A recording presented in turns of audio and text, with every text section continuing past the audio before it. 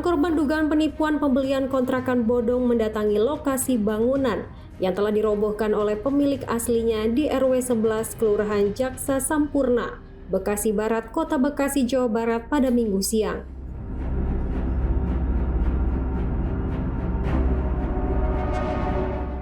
Para korban mengaku tertipu setelah membeli kontrakan melalui media sosial Facebook. Rata-rata korban mengalami kerugian antara 30 juta rupiah hingga lebih dari 400 juta rupiah, dengan total kerugian ditaksir mencapai 4,8 miliar rupiah. Modus pelaku adalah menawarkan satu petak kontrakan dengan harga antara 60 juta rupiah hingga 70 juta rupiah dengan surat giring. Setelah pembayaran dilakukan, pelaku tidak pernah menyerahkan surat kepemilikan dan menjanjikan korban dapat menepati kontrakan setelah proses di notaris selesai. Namun berbulan-bulan berlalu, para korban tak kunjung mendapatkan hak atas kontrakan yang dibeli. Ironisnya, bangunan kontrakan justru dirobohkan oleh pemilik aslinya yang ternyata masih memiliki hubungan keluarga dengan terduga pelaku.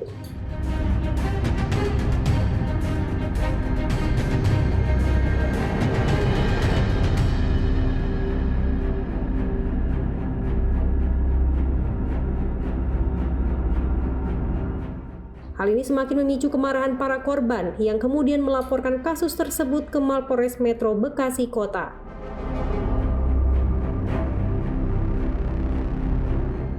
Sejumlah korban menyebut pelaku diduga menjual kontrakan yang sama secara berulang melalui media sosial.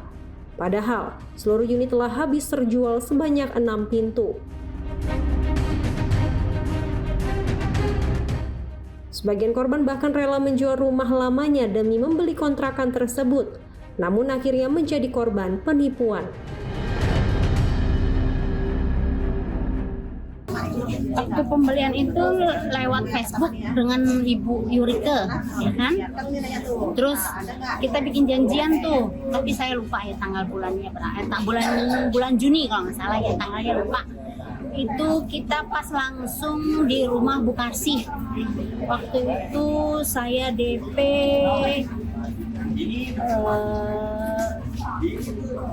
saya DP 5 juta dan Bu Rikenya dapat fee 1 juta. Ya kan, setelah itu yang kedua di tempat notaris yang namanya Pak Opik itu saya ngasih 75 juta. Selebihnya itu sebulan kemudian saya ngasih 20 juta itu di rumah makan. Setelah itu saya kasih lagi di rumah Bu Karsi itu 20 juta. Setelah itu sisanya lewat transfer rekening anaknya 3,5 juta. Berarti kerugian ibu berapa? 135 juta.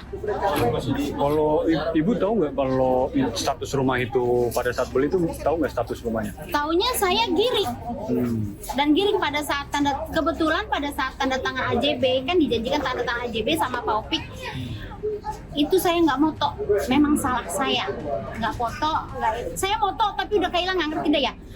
Pas lagi tanda tangan AJB itu ada suaminya, ada Yurike, ada Pak Opik, saya di rumah Pak Opik itu tanda tangan. Tapi saya udah bilang bahwa itu tanda AJB-nya itu fotokopian, tapi kata mereka memang sekarang fotokopian gitu ya kan. Biasanya kan bukan fotokopian tapi kan printan komputer.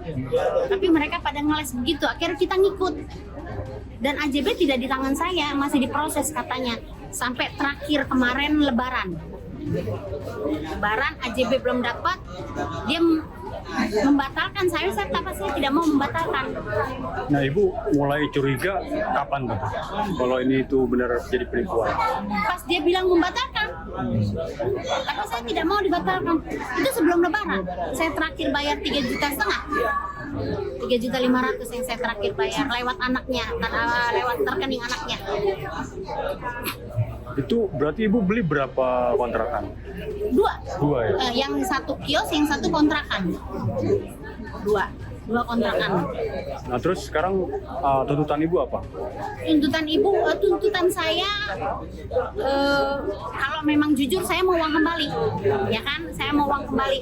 Tapi kalau memang nggak bisa ini ya, saya pengen jadi penjara tapi selama-lama mungkin, jangan sebentar. Karena kan kalau sebentar udah banyak udah banyak korban, bukan 1, 2, 3. Karena kan dia mungkin kalau cuma sebentar. Kalau ibu dari daerah mana bu? Saya dari daerah Rawa Bebek. Suami saya ngejual rumah di Cengkareng, Rawabuaya untuk beli rumah yang ini. Tapi ternyata di ini suruh dia ngontrak dulu baru dia pindah. Saya ngontrak udah setahun kagak boro-boro dia pindah-pindah. Kagak pindah, dijanjiin ntar lebaran, ntar ini, ntar ini, begitu dijanjiin terus, nggak pindah-pindah. Oh gitu. Saya ngontrak udah setahun ini. Berarti ibu beli rumah yang ini tuh dari hasil jual rumah sebelumnya? Iya, dari hasil jual rumah sebelumnya. Sementara itu, Ketua RW setempat Fikri menyatakan bahwa jumlah korban yang terdata mencapai 57 orang.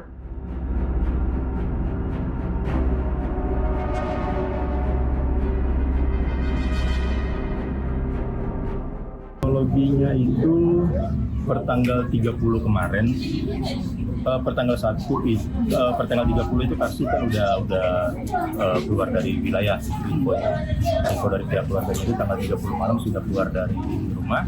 Kemudian tanggal 1 itu ada pembongkaran dari pihak keluarganya Karsi, 2 unit kontrakannya, karena memang yang bongkar pun rasa itu miliknya Pak Tatang sebagai kakaknya Karsi. Kemudian setelah terjadi pembongkaran itu baru muncul nih korban-korban ini nih. Kita juga nggak tahu transaksinya kapan. Sebagai RW juga kita juga nggak dilibatkan, padahal transaksinya pakai girik. Transaksi pakai girik artinya kan pengurus RW ini kan harus dilibatkan, artinya tanda tangan pernyataan tidak sengketa. Tapi sampai akhirnya ke notaris kita nggak pernah dimintain tanda tangan itu. Artinya kita pun di wilayah nggak mengetahui adanya transaksi tersebut. Akhirnya banyak korban yang datang satu ke rumah. Akhirnya kita data, ternyata sampai hari ini korbannya kurang lebih ada 57 orang.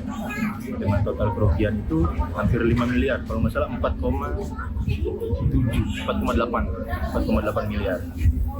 Nah, akhirnya karena kita sudah bikin grup korban juga gitu. Hari ini tadi teman-teman korban sudah janjian untuk ketemu di TKP, kemudian kita arahkan untuk pembuatan laporan ke Polres. Udah hari ini teman-teman korban juga udah berjuang untuk mendapatkan haknya kembali ya. Mudah-mudahan ada solusi dari pihak kepolisian juga gitu, untuk segera ditindaklanjuti. Apapun nanti hasilnya, saya rasa teman-teman korban juga sudah siap. Kalaupun uang kerugian yang nggak bisa dikembalikan, paling tidak tersangkanya diketemukan.